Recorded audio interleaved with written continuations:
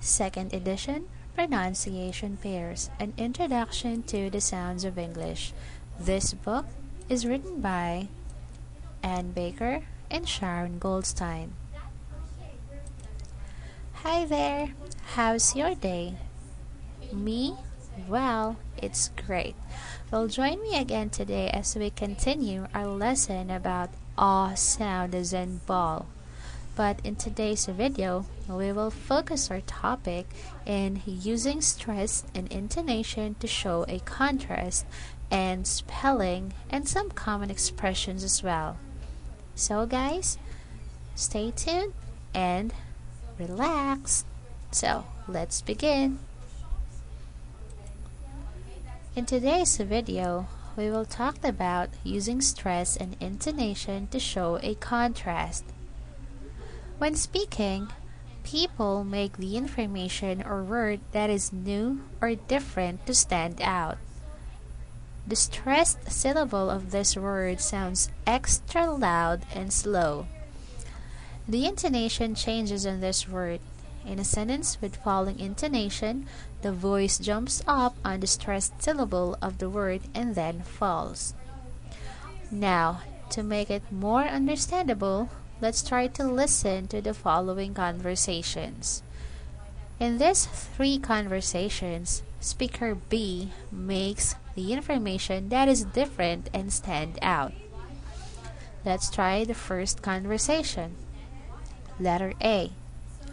George played baseball in Boston. George played baseball in Boston. George played baseball in Boston. B. I thought George played football in Boston. I thought George played football in Boston. I thought George played football in Boston. Notice that in this conversation, letter A, the focus or the word that we want to stand out is the word Boston. Why? Boston, or this word, focus to the player named George. In letter B, the reporter thought that George played football in Boston and not baseball. Okay? Now, let's try to take a look at the second conversation. George played football in New York. George played football in New York. George played football in New York. B. I thought George played football in Boston. I thought George played football in Boston. I thought George played football in Boston. Notice that in the second conversation, we are talking about the place where George played football. So, in this example, New York agree to the name or to the game that George played. Now, since the reporter thought that George, who played football, thought that he's playing for Boston and not for New York. Let's go to the third conversation. Paul played football in Boston. Paul played football in Boston. Paul played football in Boston. B. I thought George played football in Boston. I thought George played football in Boston. I thought George played football in Boston. Now, in letter A, the word Boston agree to the player named Paul who's playing football. But for letter B, now the reporter is thinking that it is George who played football in Boston and not Paul. Is it clear? Okay, very good. After we've talked about the stress and intonation to show a contrast, let's talk about now the spelling. The sound O is usually spelled with the letter O, A U, A W, or the letter A. Now, let's take a look at the following examples of words here. Let's start with letter O. Long, across, lost, dog, and some other words before the letter R, like sports, morning, more, before.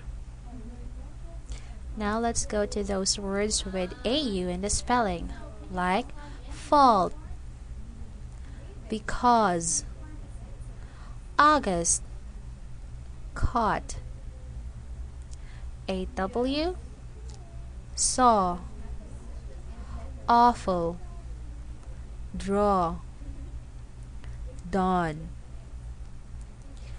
Letter A before the letter L, like ball, also, walk, talk. O sound can also be spelled another way, like OUGH, for example, thought, bought, fought, or with OU, like before the letter R. Here are some words: for, your, of course. And O sound has unusual spelling as well, like in the word toward, broad, door, and floor. Notice that the word walk and talk has star here. This is for you to understand that these two words, we did not pronounce the letter L. So we're not going to say walk or talk, but we say walk, talk. Letter L is silent. Okay. Now, let's talk about those common expressions that are using O sound. Let's try the first one. When seems like something is wrong, but you don't know what is it, you can just simply ask this question: what's wrong? And if you hear the phone ring, but you don't know, of course you don't know who's on the other line, just simply ask the caller, who's calling? Or to be more polite, you can simply say, who's calling, please? And just in case he gave his name, but you don't know him, and he gave who's that person that he's looking, and you don't have that kind of person in your house, then you can just simply say, you have the wrong number.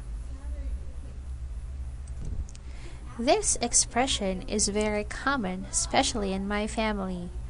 My baby used to wake up early than me, and she always greet me this word: good morning. Good morning, mommy. How sweet, right? The next one. If just in case somebody needs your help and they're asking you if you can help them, if yes, then you can simply use this term or this expression: of course, I can help. And this expression is very common, especially if you can't sleep. Then you can use this one: have some more coffee. Okay guys, that will be all for today. Join me again in our next video. Again, this is Teacher Carol saying have a wonderful day. Bye!